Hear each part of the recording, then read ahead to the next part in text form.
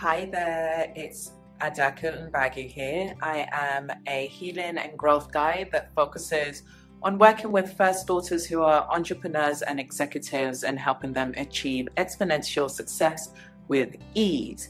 And in this video, I'm going to share how I took my business from 0 to 6 figures. This video isn't going to be how to go from 0 to 6 figures in a month. So if you're looking for the quick fix, this is not it. This is for me to give you the real, authentic journey that I went on to organically build a business that is not only aligned to what I want in terms of my lifestyle, which is having location independence and time flexibility, but also working in a way that is fulfilling what I want to do, how I like to work, and working with the people that I like to work with. So I'm going to cover how I started, how I was able to get momentum, how I built the business without a website or any social media, how I was able to finally pick my niche, because that did not come first. It's always something that people tell you to do, but I had no idea who I wanted to work with until I did. And now that I do, it seems like an obvious thing, but I had to go on the journey to realize it. So I'm going to share the ups and the downs and the challenges and the insecurities,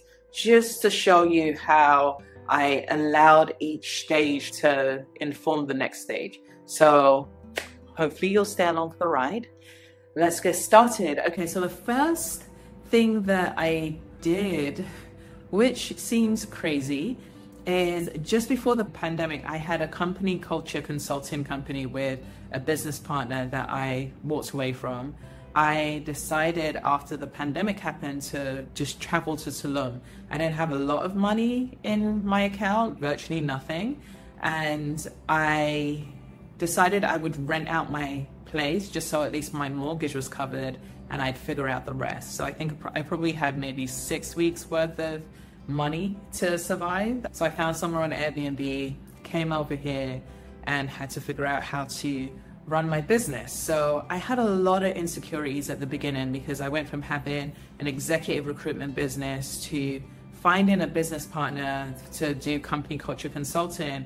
And if I'm being honest, I think I leaned on finding a business partner because I thought I'd feel less exposed and it would give me more confidence because she had experience in this area. So I wasn't coming from the right place in terms of partnering with her. I was coming from fear. Of course, I wasn't clear on that at that time, and inevitably it didn't work out. So in Tulum, I'm like, okay, I know I want to be a coach. I know I have a gift for it. Up until that point, I had a couple of coaching clients, and one of them had been on depression medication and was in therapy for a while, and he was able to turn that around. And also I had gone to LA before that, and I was staying with a friend of mine, and he had also been on meds and seen a therapist. And within 2 weeks of us working together, he said that he felt confident enough to come off the meds. He weaned himself off, and he said that he didn't feel the need to go to therapy. So I used that opportunity to try and figure out what is it that I'm doing that is getting this result.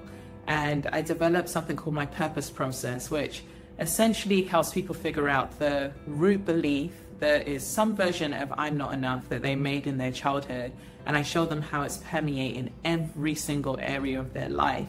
And I was like, this is too good to be true. Is there like only one belief? So even though I had this process that was getting really good results, I doubted it because I doubted myself. So I'm like, I don't know whether I can sell this or whether it was just a coincidence that I've had these few people that have seen results. So I needed to get more clients. And I worked with one of my friends at the time. He worked on a commission basis, and he helped me do some LinkedIn outreach where he would just kind of cold message people and track what he was doing. And that got me a few sales calls and led to a couple of clients. I didn't want to be known as someone who takes advantage of people and takes all of their money. So I was like, what can I do to give people the most amount of value in the shortest amount of time? And the purpose process was a 2 to 4 hour process. And I thought, okay, well, if you know the root of everything and it's permeating every area of your life, you're not going to need me. And then that's going to be valuable to you. So I would run people through the purpose process, figure out their root belief, and then send them on their way. But what started happening is people will come back to me and say, okay, I'm seeing it everywhere, but I don't know what to do. So then I thought, okay, let me create a second phase for the process that will allow them to utilize that root belief in order to break their patterns and reprogram their subconscious mind. So I created a self-coaching tools, which is 4 to 5 weeks. And I started taking other clients through that. So the feedback that I got once from a client after doing the purpose process was, it felt like 10 years of therapy in one session. And I was like, I'm charging $1,000. What is 10 years of therapy if someone's doing, like, let's say the minimum amount is 2 sessions a month at $250 a month? What is that spread over 10 years? And it was in the tens of thousands. And I'm like, and I'm charging $1,000 for this process? Maybe it's way more valuable than I thought. So I increased the price for just the purpose process to $4,000. And then I could increase the package for the purpose process and the self-coaching tools to, I think I did about $8,000. So again, after people learned the tools, they would feel amazing, see results in their life, and then they would come back to me and say, I was doing so well, and then I kind of fell off the wagon, and I've gone back to my old patterns, and I'm triggered in the same way, I'm getting stressed the same way. Can you, like, offer something to help? So I added another 6 weeks to the program to help people learn how to work the muscle of using the steps with my support and me challenging them to move towards whatever North Star goal they had, which a lot of the times is making more money. That's how I came up with the power process. And so I had this process that at the time in total cost about $15,000. I was like, okay, I have to target people that can afford it. So I have to target executives and entrepreneurs.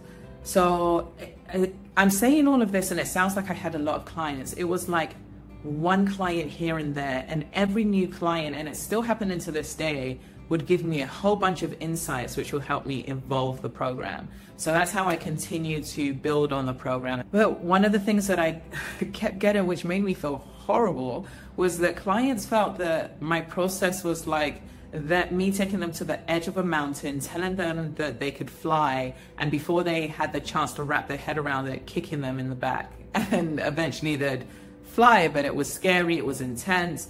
I was like, oh, okay, why could that be? And I thought, okay, well, the mind doesn't know what's happening. So I know why I'm taking them through a certain process that they don't know. So maybe I need to create a theory piece.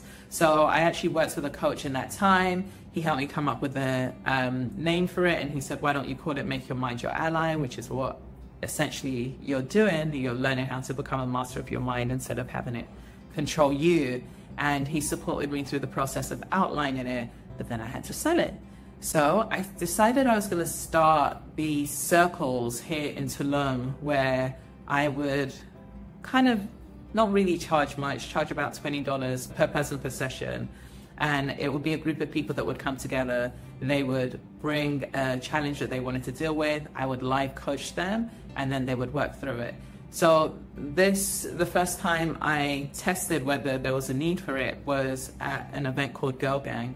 I went to the networking event because I didn't really have friends in Tulum and I wanted to meet people. So when I went there, I was asked by the founder, who is now a really good friend of mine, Ali, if I would do a talk. I said, I don't want to do a talk, but I could do a live coaching. She said, great. So I did the live coaching, and there were tears and people were shocked and there were breakthroughs. So it went well. And I asked, if I continue to do these on a regular basis, how many of you would come by a show of hands? And more than 50% put their hands up. So I was like, okay, someone will show up. So Ali helped me find a venue. She was like, I want to come too, but can I do it in exchange for helping you promote it and collect money and all of that stuff? And I said yes. So that's how the Tulum Circle started. And it was not as successful as I would have liked. Some people came sometimes no people came, sometimes one person came, but I kept showing up, and I was like, okay, what's missing? So I was told that someone was doing an event on the beach, and it was called Ecstatic Gatherings. And he met with me, and I did a free circle for him and his friends just so that he can get an idea of my coaching, and I coached live on stage. And one of my clients that has been with me for years was sitting in the restaurant of the cafe. She's also a friend of mine. And the people in the audience, again, were really impressed and moved and saw themselves in the coaching that was happening. So they asked if they can come to the circle. And the next day, the circle was full. So, but again, it started off full and then it would lose momentum. And I thought, okay, what would have people show up on a consistent basis? Because if you're trying to break childhood trauma patterns, one coaching session and one insight is not going to do that. There needs to be consistency of understanding all of the different ways your pattern shows up so that when you're outside of the coaching container, you can continue it. So I decided to create a subscription model. So that way it gives me some continuity, but it allowed people to have a reason to continue to keep showing up because they knew that they were paying for it, and it removed the option out of it. So from the coaching circles, I decided to upsell the beta program for Make Your Mind Your Ally. All I had was the outline. One thing I've learned about myself is that if I have to create a program without people I have to deliver it to, it's not going to happen. I'm going to procrastinate and procrastinate and procrastinate because it's not the most fun part of my job. The first fun part of my job is actually being in that coaching environment and being in interaction with someone and going back and forth and being able to help guide them to clarity. So I decided I would take the risk. I had the outline for Make Your Mind Your Ally, and I sold it for $500, and I had 20 people sign up, which was perfect. So I took that group of 20 through 7 or 8 weeks of a course, and I said in return for the $500, I want them to give me feedback at each week of what worked about the material and what didn't work, and that would allow me to evolve it for the next round. And a lot of them weren't filling it out, so what I did was withhold the access to the Zoom details for the next training on the basis of whether they filled in the form or not. So if they filled in the feedback, they got the Zoom details. If they didn't fill in the feedback, they weren't able to attend. So that made sure that I was getting the feedback on time. So I'm just sharing all of the details with you so that you understand how I dealt with certain problems and ensured that I got what I wanted while giving value to my clients. And that was how I created the first round of Make Your Mind Your Ally. I sold it to my existing clients who had done the Power Program so that they could have some theory, which they found helpful, and it allowed them to receive and integrate the work a lot more. So of the 20 people that signed up to Make Your Mind Your Ally, the first beta course, only 7 people finished. And the feedback was that it was really intense. So I took all of the feedback, redesigned the course again, and sold it. But I sold it to the last round of people and offered them to do a redo for half the price, so $250. So that way I was guaranteed to have people on the course, and then I upsold it to new people using people who came to the circle. At the end of every circle, I would upsell the value of the beta, but I also used the feedback from people who were attending the circles who had done the work, and I would say to them, how did you find the course? So then they would do the selling for me because they would say what they enjoyed about it and what they got from it, and then that would help me get signups. So I iteratively updated the program. If I'm being honest with you, the circles and Make Your Mind Your Ally were not sustaining me. What was sustaining me was the referrals that I was getting for the program. And by that time I had increased the value of it from 15,000 to 20,000. So the clients who were already getting results would refer family and friends to me, and I would have sales calls, and some I would convert and some I wouldn't. A lot of the time the reason that the conversion was lacking was because of financial reasons, but I had started to build my confidence with the results I was getting. I knew that in terms of the pace in which people were getting results and the quality of the results and the sustainability of the results, there wasn't much I was hearing in the market that was able to get that. So I was confident in firstly sharing that my course cost $20,000 and being convicted in that, but also being able to prove it. So my confidence was way higher than it was at the beginning. So after creating Make Your Mind Your Ally and the Power Program, I thought, okay, well, is there a way that I can combine the two? So when people work with me, they get in the theory and they get in the practical root belief, the way to kind of self-coach themselves, and the ability for me to kind of propel them towards their North Star goal. And that's how I came up with a program called Pinnacle, which was a 6-month program. And something had worked because 10 people signed up for $10,000 each, and they all got to the end of it and no one dropped out. So that was a good sign that they were exhausted and I was exhausted. So 6-month program was a no-no for me.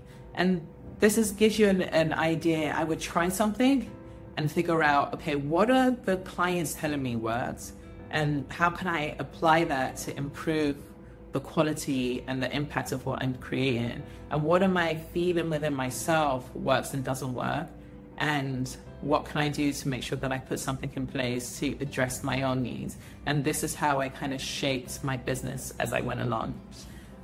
So after Pinnacle was 2.5 years ago, where I decided I'm spent, I want to take a break. So I just continued working with my core clients. So there were four or five clients who had gone through the Power program, and they were now in a graduate course. So they were working with me on a regular basis. Some of them in a group, some of them direct. So the ones that were working with me direct were paying me $4,000 a month for 1 call a week. So it's $1,000 per call. And the ones that were in the graduate program were paying me $1,000 per person for the monthly call. And one of my clients, Shirley, she had a addiction recovery company. When she first started working with me, she was one of the cohorts of the Make Your Mind Your Ally program. And just through getting coaching for herself, she took the business from 160 in turnover for the last 9 years to growing it to 800,000 in the process of working with me. So I said to her, listen, you've achieved this level of growth by what you bring to the coaching call. So imagine how much growth is possible if I saw your blind spots of what's happening in the business that are outside your awareness. I'd love to partner with you in the company in order to help you scale it even further. And it took a while of going back and forth. She had bad relationships with a previous business partner, so there was some trauma around that. She was unsure in terms of whether the business arrangement would work between her and I. I wasn't an investor. I was exchanging my expertise for equity. So there were so many layers of things that we needed to work through. And it took us about a year before we signed a deal, which I don't think she'll mind me sharing the structure. She pays me a monthly retainer to provide business advice. And we started doing once a week, and now we're at 2 times a month. And at some point, I'm sure we'll get to once a month. And basically, the first 6 months, I just did a complete audit of everything that she is doing in the business and asked her lots of questions. It took 6 months to break down every single area. And I was able to identify all of the gaps that she had, all of the things that she was doing that was coming from her patterns, all of the things that needed to be changed, put in place. And we created a business plan, which is like 28 pages big. The business plan doesn't need to be that thorough, but it contains all of the information you pulled out from the audit. And we've been working together successfully for the last year. So the first 6 months was the audit, and now that she's gone into action, she's about to break 1 million this week. So that's very exciting. And I think that she can get to 5 million in turnover within the next 2 years. My goal or my dream has always been to have a portfolio of businesses that I advise on. So this was the first arrangement that I put in place. And outside of that arrangement, she's still working with me as her coach to help her resolve some of those patterns and how it shows up. So that's kind of how I've gotten to where I've gotten to now. And before I decided to come back on, I was inspired to grow the company and grow the impact. And I started to realize I've worked with men, I've worked with women, I've worked with people who are just starting their business. I've worked with people who are in corporate. I've worked with couples. I've facilitated a divorce. I've facilitated a couple getting back together. And I had to ask myself, who did I like working with most? I loved working with every single one of my clients. And the ones that really excited me were the entrepreneurs and the executives. They're so used to working in high pressured environments that they just want the plaster to be ripped off. They want to see what the problem is and they get into action, which is kind of similar to my personality. So knowing that they're able to kind of be in the discomfort of the pain and see what needs to be done and get into action, it fuels me to want to get them to the next stage and the next stage and the next stage. And they're also fueled because they're getting results. So I was like, okay, I want to work with executives and entrepreneurs. And then when I looked at men and women, my work is very emotional and it requires you to be very vulnerable. And men aren't really socialized to be that way. So even though they wanted the change and they trusted that I could get it to them, it was so uncomfortable that at times it felt like a little bit of a battle between them. I'm like, I'm trying to help you and you're resisting me. So I decided that women were just the easiest group of people that resonated more with the work. They were able to pull it to them easier. And I'm like, okay, let's just go with the path of least resistance, even though I want to help men. And then recently, as of last week, which is why this video has taken so long to come through, I realized that every single one of my female clients are first daughters. And I'm a first daughter, so it's so funny because pretty much my niche is me. And had I just started there, which is why I said it's so obvious in hindsight that I needed to discover it. I'm an entrepreneur. I am a first daughter. I just like the intensity of just rip the bandage off and show me what I need to do and I'm going to go and do it. So I decided to work with female entrepreneurs and executives who are first or only daughters, because there is a certain type of pattern that needs healing. And when that is healed, not only will they step into their full potential, but they are such givers that it will have a ripple effect in terms of everyone in their community, their family, their lives, through their work. So I'm super excited to create this community of people. But essentially, what I offer now is I have my core one-on-one clients who are paying me on an ongoing basis and have been working with me for about 2 to 3 years. And I occasionally work in short spurts, putting people through my power process. And if they choose not to continue, they don't really need me at the end of it. They can kind of go on their merry way. Even till now, I'll still work with men, I'll still work with other people, but in terms of my core focus, I'm now looking to launch a community of women who I'm helping on a group basis, on an ongoing basis, but they're gonna also be helping each other, because I think it's so powerful to take women who are typically the givers and they sacrifice themselves to give, to be in an environment of people that are the same, who are able to pour into them as well as them pour into others. So that's a journey of how I went from 0 to 6 figures. And the key thing was looking at feedback and using the things that were happening with each step to either help me build my confidence, give me clarity on what the next step was, help me adjust the ways of working, what I liked and what I didn't like, and also look for commercial opportunities like partnering with Shirley or creating a program or creating some sort of ongoing container for those people who wanted the additional support, and not making it mean that I'm robbing people because they're showing me that they got value from it, and also leveraging the results by using that to demonstrate to people why they should work with me, or asking for recommendations and referrals, which have been drip feeding. So in the next video, I will talk about what I am implementing from my business plan to get to the next phase. I have had some resistance come up in terms of social media, which I will share, and I'm sure many of you might have the same reservations. But thank you for being on this journey with me. And if there is anything specific that you had as a question from listening to this journey, if you've got to the end, thank you for staying on board and listening to the whole thing. Feel free to ask me a question in the comments. Share this video with someone that's on their entrepreneurial journey that might be feeling discouraged, just to let them know that it's not a pretty process, but it's worth it if you just continue to persevere. And subscribe to my newsletter for other out of the box things that I share about my journey and tips that I give. And I will see you in the next video.